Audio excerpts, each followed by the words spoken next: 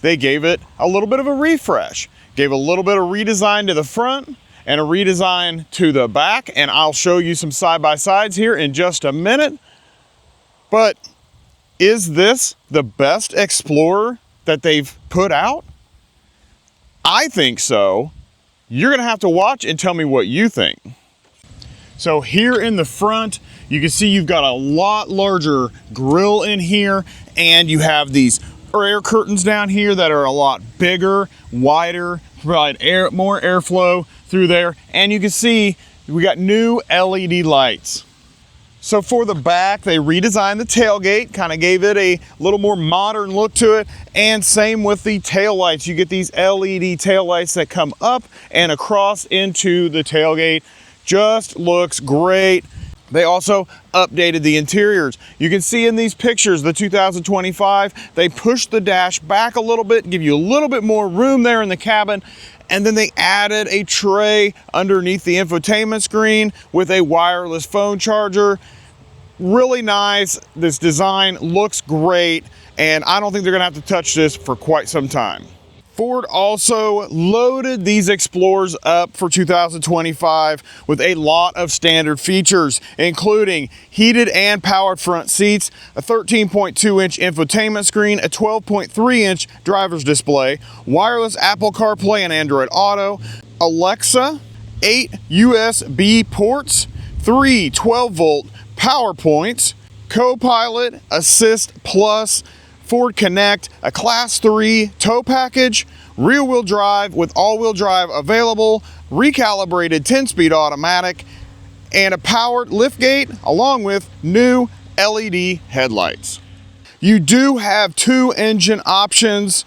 You have the 2.3-liter turbo inline 4 with 300 horsepower and 300 pound-feet of torque. Those are available in the Active, the ST line, and the Platinum, or you have the option in the Platinum and the ST for a 3.0-liter twin-turbo V6 with 400 horsepower and 415 pound-feet of torque.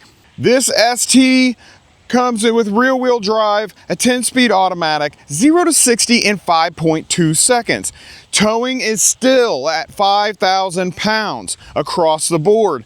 Fuel economy for this ST right here, this is the all-wheel drive version, 18 in the city, 25 on the highway for an average of 20 miles per gallon. Let's go check out the cargo space in here. If you weren't aware, this is a 3-row SUV. The Explorers always have been a 3-row SUV. So on this one, you're gonna find the R, and you're gonna push your button right there by the R. It is powered. And there you've got about 16 cubic feet of space back here.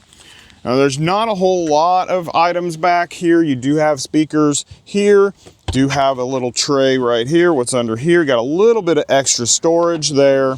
Same thing, little things on the sides that pop open, which is good. But then you look over here and you see you have powered 3rd-row seats. So the first thing we're gonna do is we're gonna pull these handles, drop those headrests.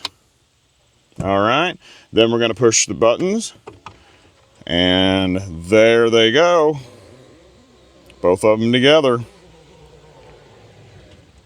All right, and now you look at that space there, and that's gonna give you 46 cubic feet of space back here. That is massive. And if you look up here, you can see there is a cup holder back here for the 3rd row, small little tray right here. There is USB ports back here to charge your phones. All right, you got a cup holder on this side too.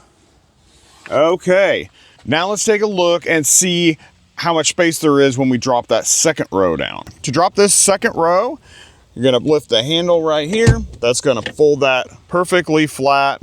And you can, if you need to, slide this seat forward to give yourself less gap there if you have something that stretches clear up there. And we'll drop that other one on the other side. Quick and easy, same thing, pull the handle, and there they go. And now you have 85 cubic feet of space back there. This is definitely big enough to sleep in. Hey guys, what do you think about this Explorer so far?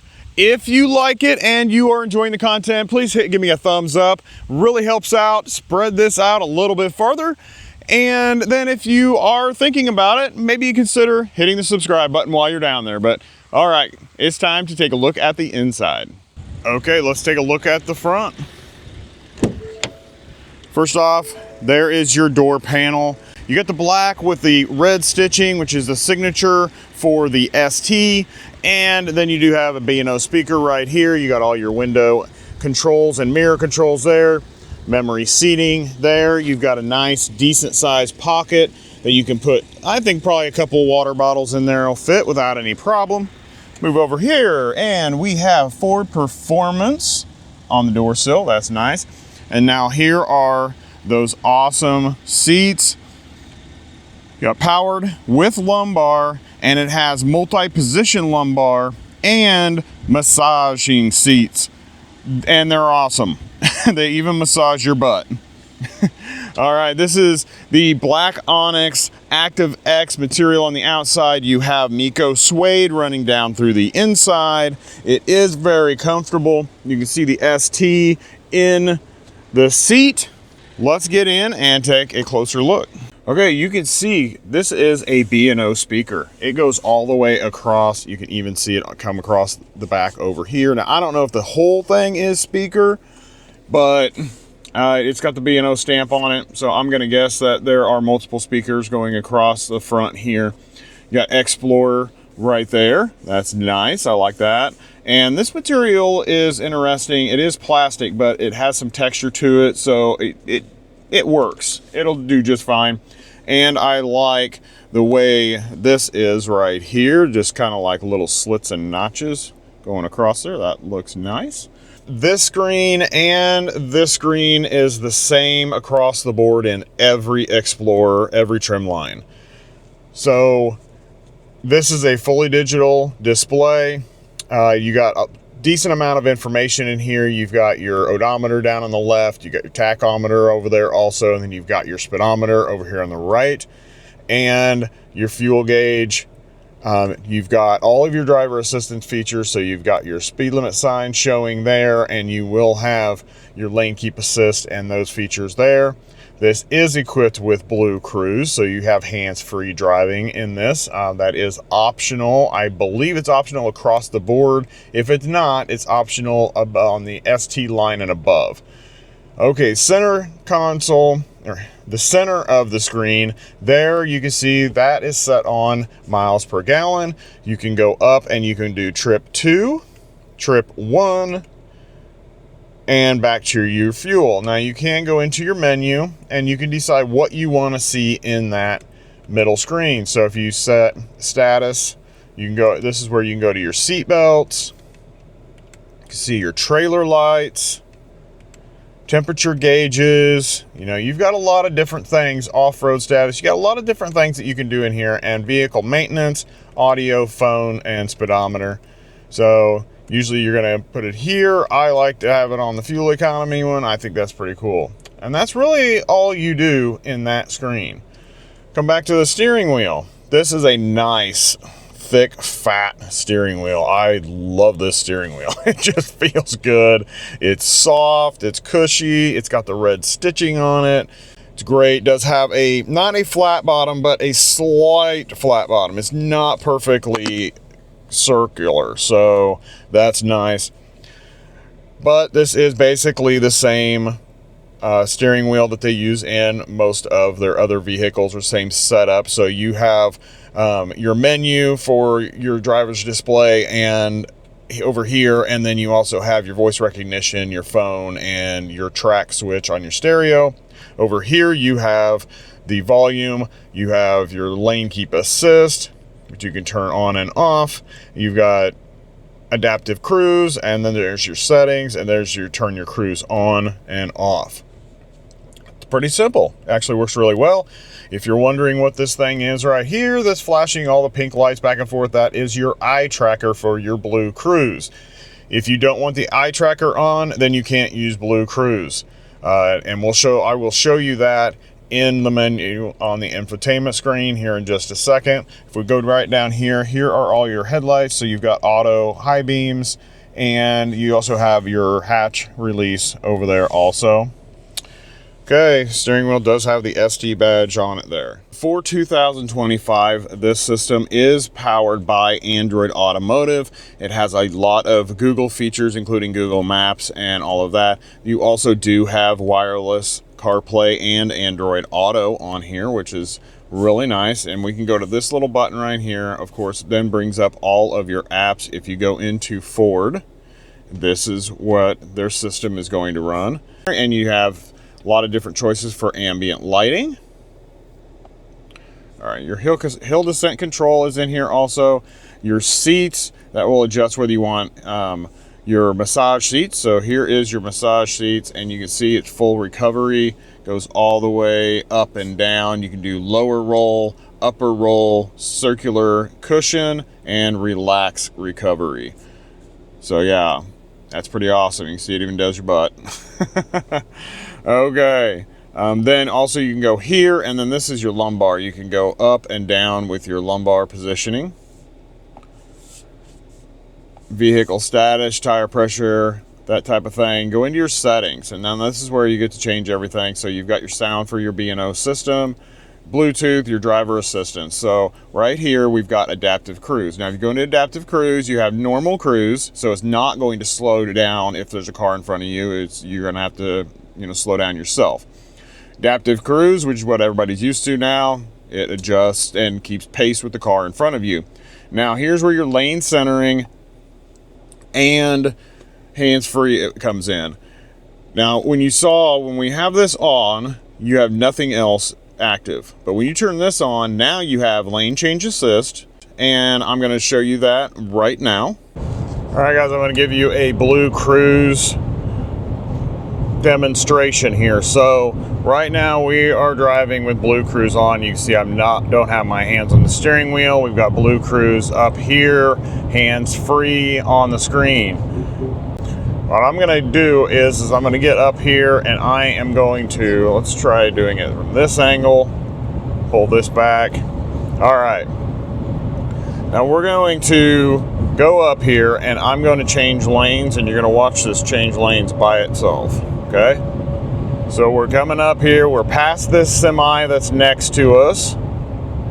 Everything is good right now. So I'm gonna just turn on, I don't flip it all the way, just part of the way. And there it goes.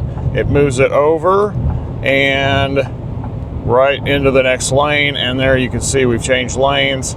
It's pretty awesome, pretty cool. I actually like that. All right, one more time, I'm gonna switch lanes, show you how to do this. You just push it down so you get the three little flash thing. It checks to see, and there you can see we're going right into the other lane, and it did it all by itself. I'm not touching anything. Okay, there you guys go. It'll lane change and everything all by itself. Okay, you also have activation prompts. You can go down a little bit farther, and you have predictive speed assist. If you turn that on, what that does is it predicts the speed that you are coming into. So if the speed limit sign says it's 45, it will start to slow you down to 45 before you get to the sign. It also will see curves in the road, and it will slow the car down to go around the curves. Go into your vehicle. This is where you can set up your easy entry for your seats, which I like because it gives me more room to get in and out. I am 6 foot tall, makes it a little tighter. Wipers, basically you can set up a courtesy wipe after you wash them. You can power lift gate. You can either do a power or manual, just little things in here. System, basically go through, check, see if you have any updates. There's Android Auto right there also. And then you have profile, display, network, 911, and then you have all of this, and you have apps, and including Google. And you have, there's your maps, Android Auto, and view all 25 apps. There you can see you have Alexa, Android Auto, Android System Web View, Apple CarPlay, Car Launcher, Files, Games, Google Assistant, Google Automotive, App Host, Google Play Store. You got all of this stuff in here running off of Android Automotive. Now you can see all your climate control buttons are across the bottom and they stay there all the time. So you've got your temperature, there is your seats, your heated steering wheel. You can set your seats on auto if you would like to, or you can have them on cool or hot. And then we go across here, you have 3 levels of auto on your fan. This is going to pull this up and you can decide where you want your airflow to be coming from. And that's it across the bottom there. Your vents are right here. There's your volume for your stereo. There's your auto start stop button. You can turn that off. This is a parking assist button. And then you have your hazards, and we have camera. So there is your camera view. You got a 360 or a bird's eye view right here. And let's see, what else do we have to choose from? You can see front, different views from the front. You can look at your hitch in the back. That's nice. And then the last one is the regular backup camera. Okay. That off. Shut your traction down here. You can also shut your traction control off, and this is auto hold.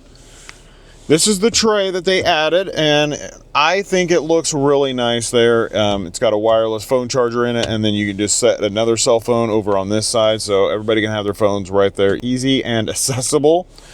Down here, you do have another little storage area. We got a button, you press that, and if you look down in there, you have a USB-A and USB-C along with your 12-volt power point right there, and just an extra little cubby area down in here. Keep things stored. Back, you do have the dial shifter, just like Ford has had for several years now. Here are your drive modes. Oh, I missed your electronic parking brake, and then your drive modes. So you have normal, which that's a kind of interesting thing they did there. It's like a little city. And you go this way, you go eco, sport, tow and haul. All right, we're gonna go the other way. Slippery, that's raining, that's cool. Trail, you got some rocks and stuff, and that's it. 2 cup holders right here, and that's a good placement for those, and they do fit most bottles, but if you have a large water bottle, that will not fit in there. And you got this little tray right back here. You can probably put coins and things in. Here is the center armrest. It is comfortable. It is nice and padded. I forgot to mention that. You get inside here, and it's pretty deep. I can get down to about mid to upper forearm depth in there, and I've got several items down in there, and there's still plenty of room. And you also have 2 more USB-C ports. And one thing we always have to point out is Ford and their sunglass holder, because it's awesome. This one has the dual moonroof in it. So this part does open up over the back, but you get these 2 windows up here. That's pretty nice, and puts in a lot of light into here. So you can see everything's really bright in here now. So that is the front and everything that they added into this 2025. So now I'm gonna go get in the back and see how this second row fits, and then I'm gonna crawl into the third row and show you how a full-size 6-foot adult fits back in the third row. Let's get in here and see how well I fit. You can see this door opens to almost a 90-degree angle. That is really good. And I get in here, and massive amount of space. I've still got like 3-4 inches here. That's really, really good. And up above my head, I have about 1.5 inches to almost 2 inches. So yeah, that is really good. Good amount of space here. Do have a lever. I can relax back just a little bit, not a lot, because you do have a third row. But now let me show you what's going on in here, and then we'll hop into that third row. Here is your door in the back, and you can see there's a big cubby hole right down here. And then you do have a little speaker here. You do also have a sunshade, even though these windows are tinted back here. So now you do have your own climate control back here. So as you can see, you do have fan speeds and temperature control back here, so that's pretty cool. You do have heated seats also, and then you do have 2 USB plugs and a 110 plug right there.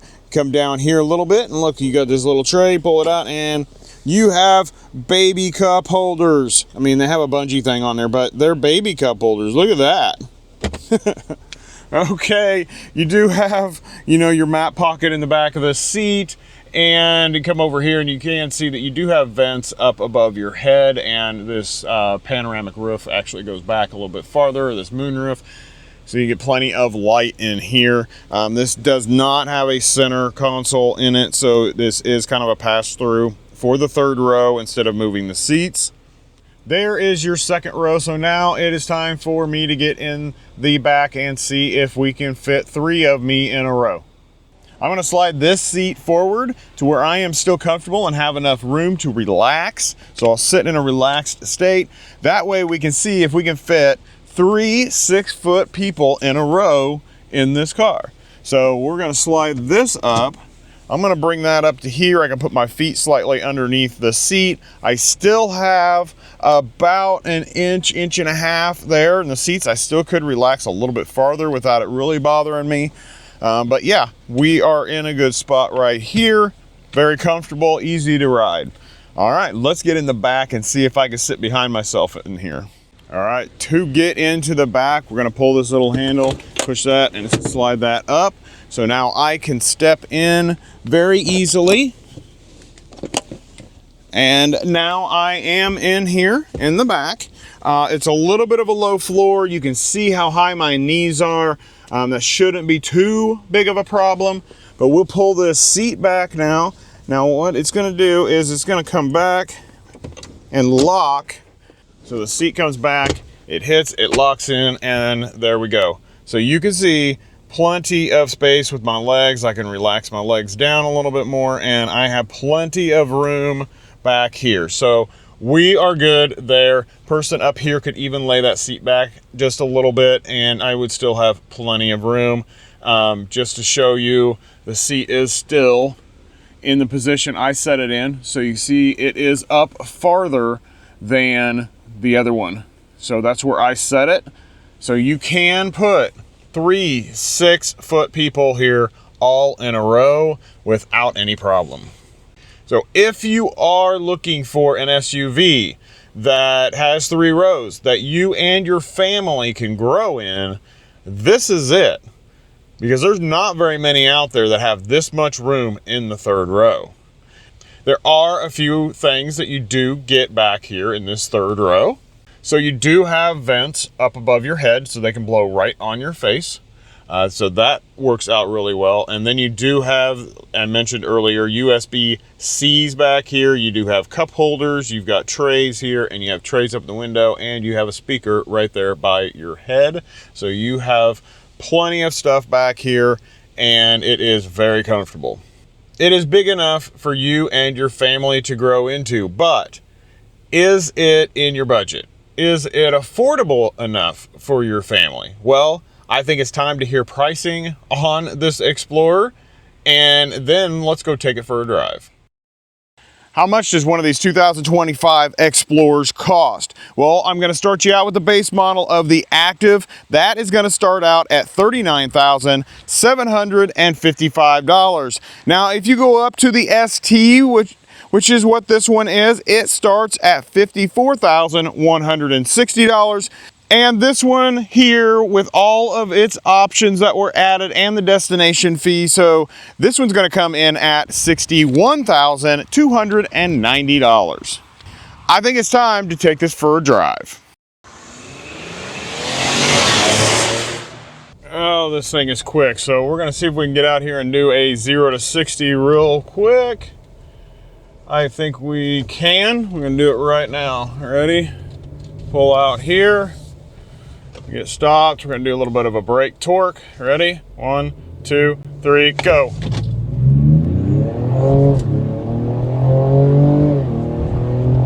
There's 60. All right.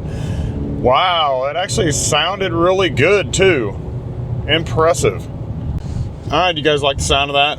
For a V6, it actually sounds pretty good, doesn't it? I've been driving this for a few days now, and one thing that I can tell you is the seats are freaking awesome. I love them. They are so comfortable. The massaging in them is excellent. It feels more like a shiatsu massage than just like some airbags opening and closing. It even massages your butt, which I've mentioned a few times in this video, because who doesn't want their butt massaged? The suede part of this actually feels good. Now, I don't think it's cooling quite as well as it could be. I think because of the suede and then your body and the heat that's there, the cooling effect, you don't get as good a cooling effect, I guess I want to say.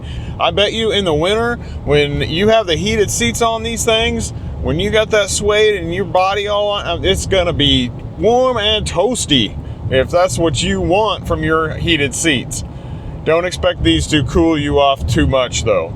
This Explorer has been awesome to drive. We owned an Explorer a couple years ago, and we had the hybrid version before they made it a police interceptor only, and we really did enjoy it. We loved driving it. We love the way the Ford lays out the Explorers. It's just excellent, and this new system is great because everything, all of your climate control is in the infotainment screen. And I know a lot of people don't like that, but all of the buttons are all across the bottom. You know, so you don't have to search for them. You don't have to hit a bunch of buttons to go into the screen. They're all right there.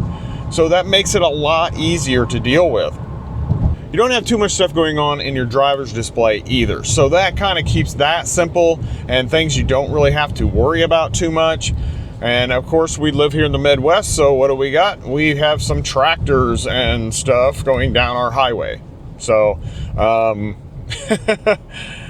so yeah, we got to kind of wait around and see if we can get around these tractors or not. The sound system, B&O in here is really, really good. Let me try to think. The acceleration out of this 3.0 liter is awesome.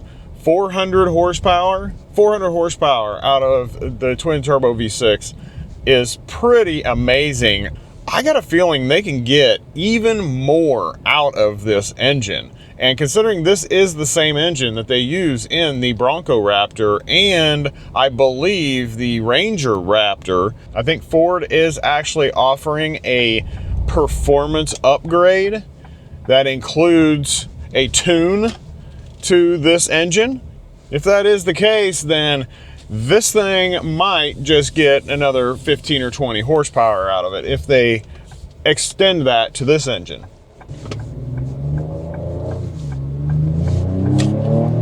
Yeah, woo! Oh, this thing is awesome. This thing is a beast.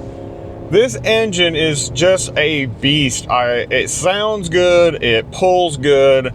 Awesome. The gas mileage on this is pretty decent. I will have to say, you know, you're gonna get about 23 out of it. I am one of those that when you get into the SUVs and stuff, I think 22, 23 is really good. I mean, it is good for an SUV, especially the size of an SUV. But if you want to be on the edge of amazing or awesome, then you get 25 miles per gallon out of this. Now, anytime you have turbos involved, that puts a strain on how your gas mileage and what you can actually achieve. If I was going to choose between the 2.3 liter 4-cylinder turbo or this 3.0 twin turbo, I would get this one. A few miles per gallon is not going to make a huge difference to me, but 100 horsepower does. Now, if it was going to 100 horsepower and I was going down to like 18 miles per gallon, now that's a whole different story. But yeah, this is a perfect engine for this vehicle. Perfect engine for it. And I think they just need to do it all the way across the lineup. They probably sell out of these things faster than they could make them. Ride comfort is really good. It's stiff because it is supposed to be a sport variant. And you can take corners in this at a decently high rate of speed without any problem. If you turn off your traction control, you can probably break the back end out a little bit. I'm not saying that I did it. I'm not saying that I did, but I might have. It absorbs all of the bumps in the road. So even the harsh ones, it just mildly goes over them. So the suspension they put in this thing is really good, and I haven't had any problems with it. And the big bumps, you just kind of glide over them. So this thing is set up perfectly. I wouldn't change anything in it, and I am glad. I am really happy to be driving this week, and I'm gonna probably have a hard time giving it up. If you haven't done it yet and you enjoyed this video, please hit the thumbs up to help spread this out a little bit farther. Click on one of the videos that's up on the screen. One of them I put up there for you. The other one YouTube thought that you would like. I think you're gonna like them both. So I'm gonna see you in that next video.